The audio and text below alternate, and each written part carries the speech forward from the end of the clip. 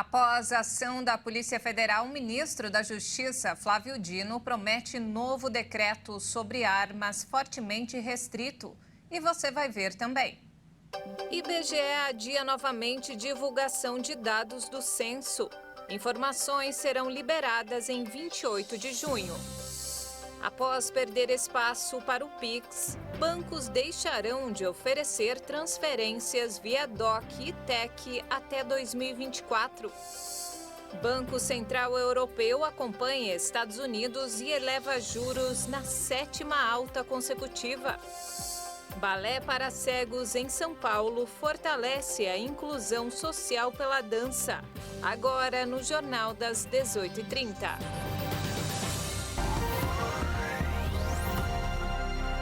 Olá, boa noite. São 18h33 pelo horário de Brasília e você acompanha agora as principais notícias do Brasil e do mundo desta quinta-feira. E a Polícia Federal deflagrou uma operação em todo o país na manhã de hoje contra pessoas que não recadastraram armas no sistema da PF. O prazo terminou ontem. Foram cumpridos mandados de prisão preventiva e temporário em todos os estados. Nessa ação, batizada de Day After, em referência a um dia após o prazo de recadastramento ser encerrado, 47 pessoas foram presas com armas de fogo em situação irregular. O ministro da Justiça e Segurança Pública, Flávio Dino, afirmou durante a entrevista coletiva que a pasta deve finalizar um rascunho do novo decreto de armas fortemente restrito até 15 de maio. A proposta deve ser enviada à análise do presidente Lula antes de ser enviada ao Congresso. Segundo o ministro, o governo não tem a intenção de encerrar o comércio de armas no país, mas de aperfeiçoar os critérios para a obtenção de armas. E olha só, o presidente Lula deu posse hoje ao general da reserva Marcos Antônio Amaro dos Santos como novo ministro do Gabinete de Segurança Institucional, o GSI. O militar da reserva substitui o general Gonçalves Dias, que deixou o cargo após a divulgação de vídeos do dia 8 de janeiro. Aos 65 anos, Amaro chegou ao posto de general de exército, o mais alto da carreira nas Forças Armadas, e anteriormente atuou no gabinete do governo de Dilma Rousseff. O general foi secretário de Segurança Presidencial e assumiu o gabinete em 2015, quando o órgão perdeu o status de ministério e foi rebatizado de Casa Militar, posteriormente desfeita pelo presidente Michel Temer. O GSI, entre outras atribuições, responde pela segurança do presidente da República e dos palácios presidenciais. Na gestão Lula, o governo criou uma secretaria com maioria de servidores civis que atua também na segurança do presidente. A Polícia Federal e a Controladoria Geral da União investigam um terceiro registro falso de vacinação do ex-presidente Jair Bolsonaro, inserido no sistema do Ministério da Saúde, desta vez em São Paulo.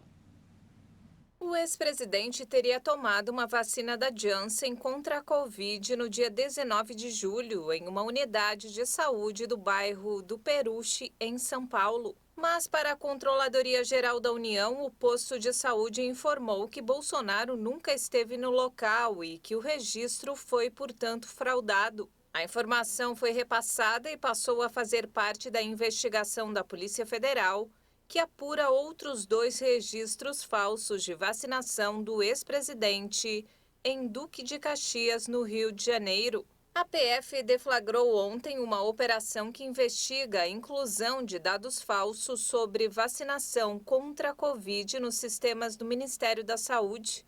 A suspeita é de que o ex-presidente teria sido um dos beneficiados.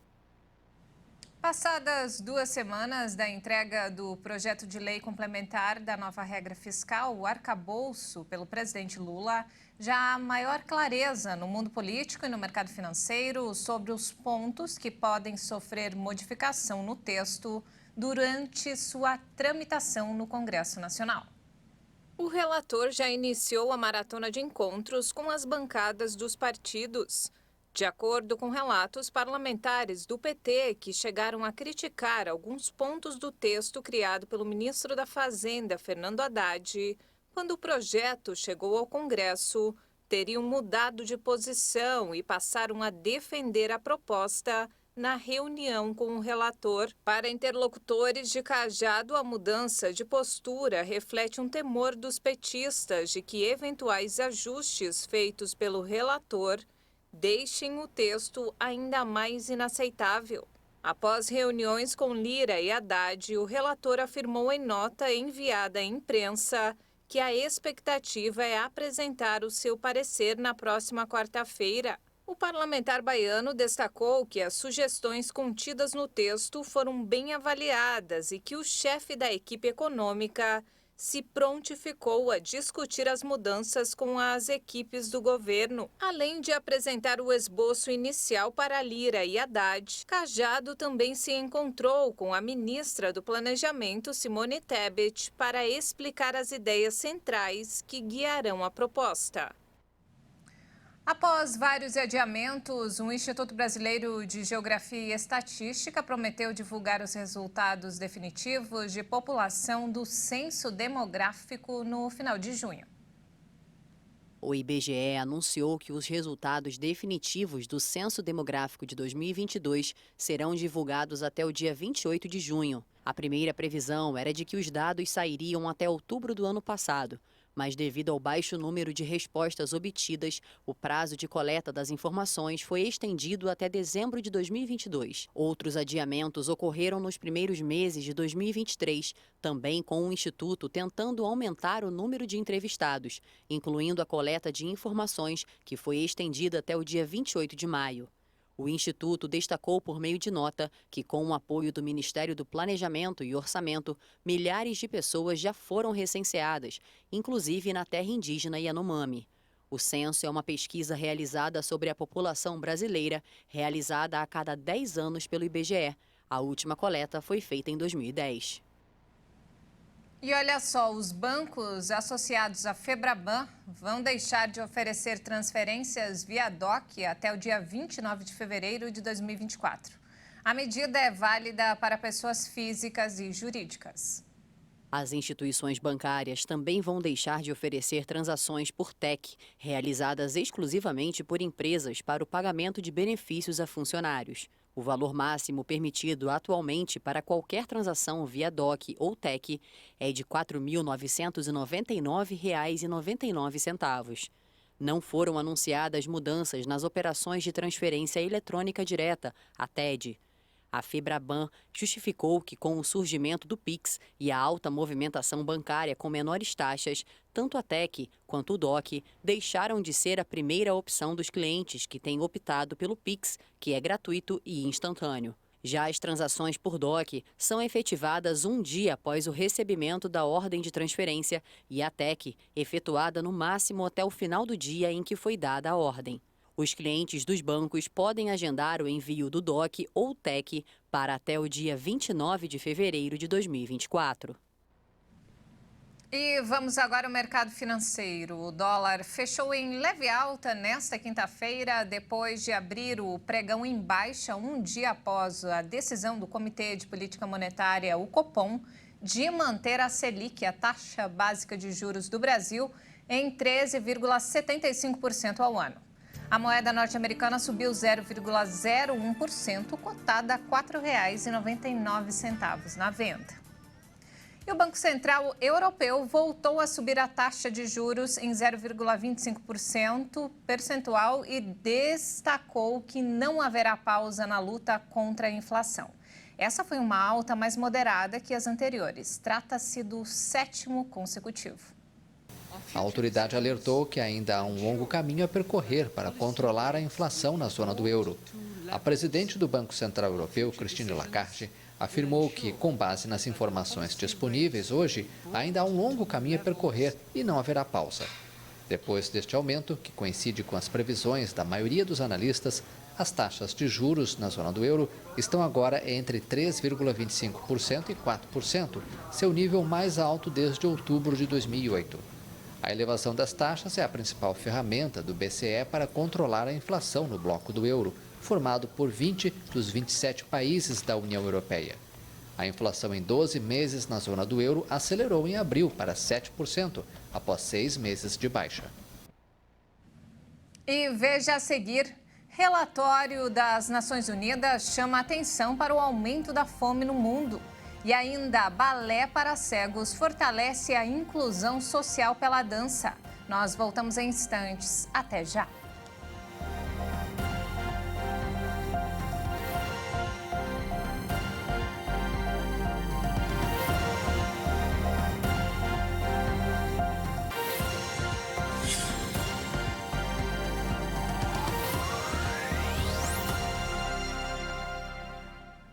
E nós estamos de volta, 18 horas e 44 minutos pelo horário de Brasília. E vamos agora direto ao Rio de Janeiro com informações desta quinta-feira com o nosso repórter Anderson Nascimento. Boa noite, Anderson.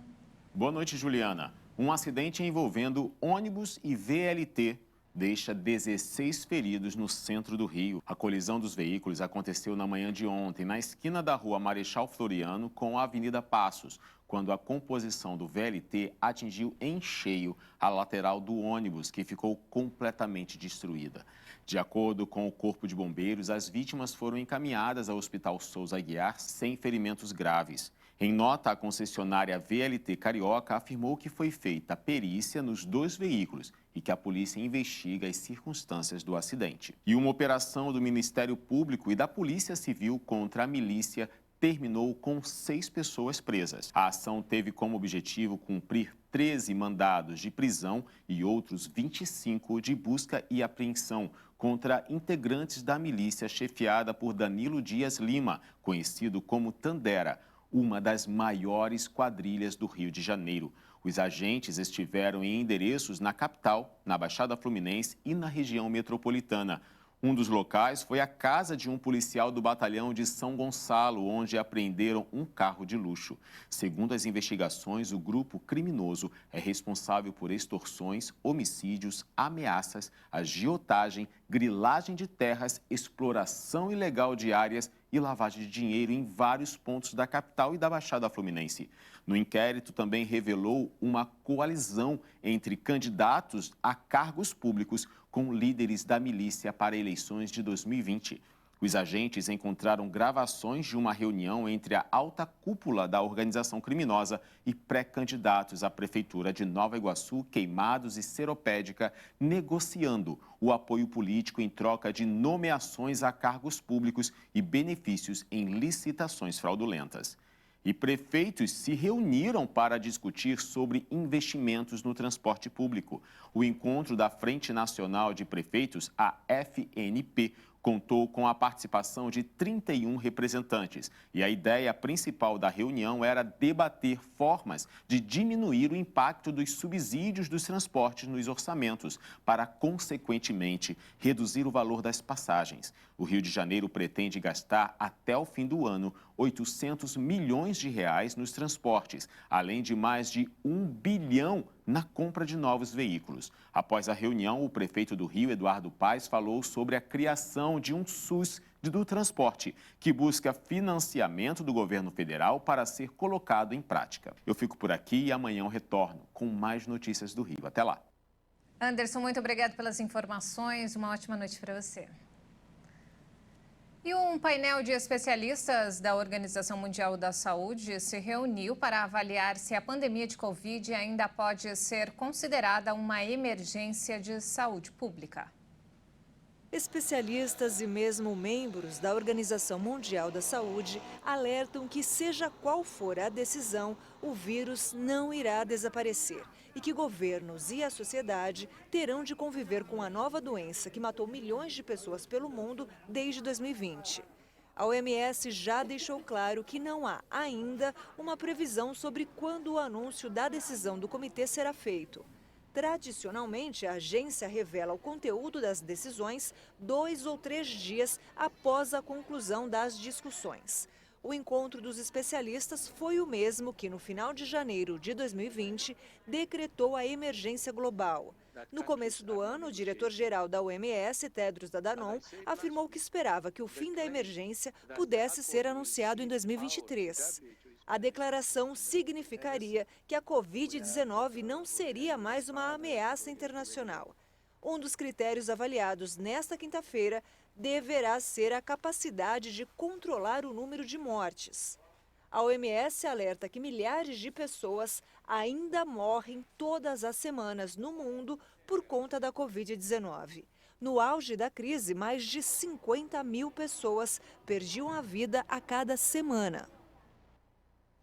E olha só, o relatório das Nações Unidas chamou a atenção para a confirmação do aumento da fome no mundo. Um dado alarmante. O número de pessoas que enfrentam insegurança alimentar grave e precisam de ajuda urgente aumentou pelo 4º ano consecutivo em 2022. A informação consta no relatório mundial sobre crises alimentares divulgado em Roma. O relatório revelou que a fome se agravou em todo o mundo. Cerca de 258 milhões de pessoas em 58 países e territórios sofreram insegurança alimentar em 2022.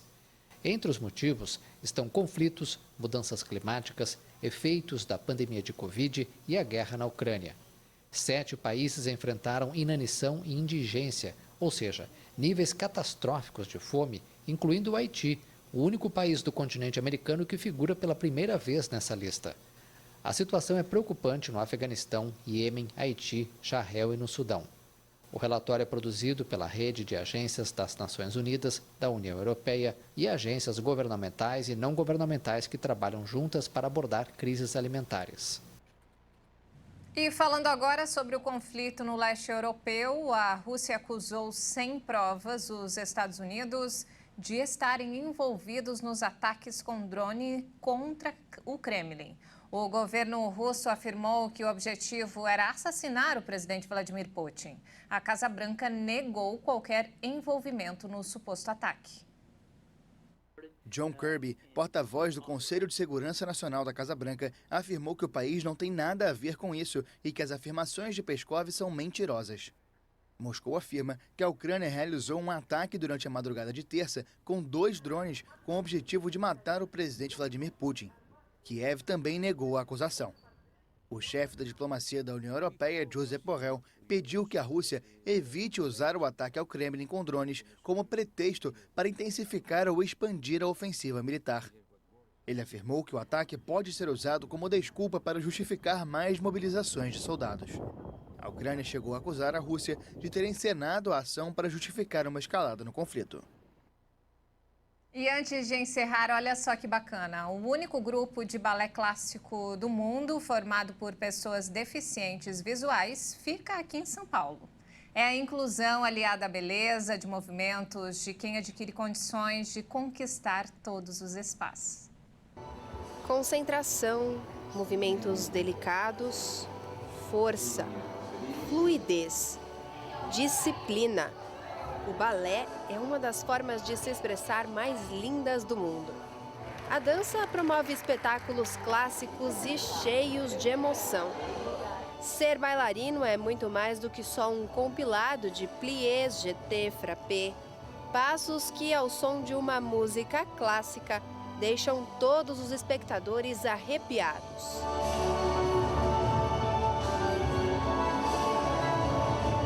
E quando nós falamos de tudo isso, lembramos, claro, do quanto a dança clássica pode ser benéfica para diversos aspectos da vida.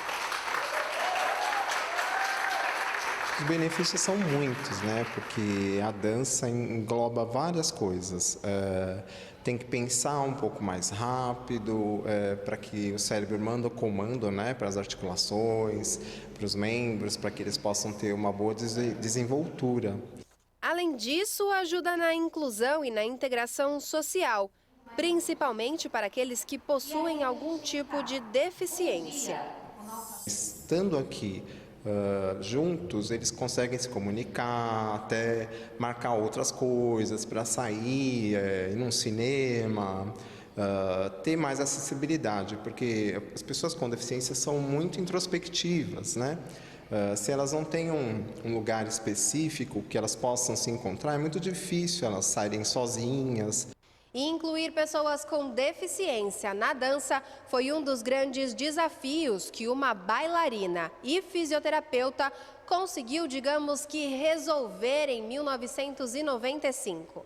O método Fernanda Bianchini já teve mais de 3.000 alunos e atualmente tem o único grupo formado apenas por deficientes visuais no mundo.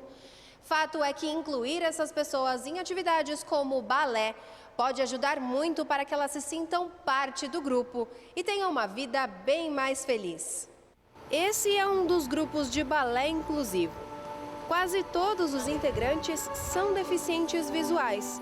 Mas se eu não te contasse, você nem saberia, não é mesmo? As coreografias são pensadas para atender a todos. Aqui eu comecei a entrar em contato com esse toque, que é um toque quase comunicacional. Então, se eu não consigo identificar a forma de um corpo pela visão, o toque quase que vai substituir essa visualidade do movimento. Aqui o toque ele é utilizado quase como uma comunicação para você conseguir entender aquela figura daquele movimento, já que você não tem a visualidade. E mesmo parecendo que a falta da visão seja o maior desafio, não se engane. As dificuldades que eles têm não são motivadas por isso. A maior dificuldade que eu tenho está sendo superada, que era a questão de memorizar mesmo o que eu tenho que fazer, principalmente na questão dos braços. Mas eu estou conseguindo agora memorizar mais rápido, minha concentração está melhor, inclusive a dança me ajudou muito na concentração também. E é exatamente o que a Gigi disse. Qualquer desafio pode ser superado se você tiver foco no seu objetivo. A dança dá a possibilidade de troca e de expressão. Uma verdadeira terapia que não tem restrição. Você só precisa sentir, independente das suas limitações.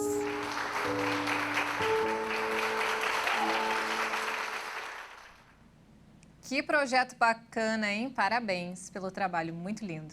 E não temos mais tempo, essa edição fica por aqui. Mais informações ao longo da nossa programação. Obrigado pela companhia e uma ótima noite para você. Até mais.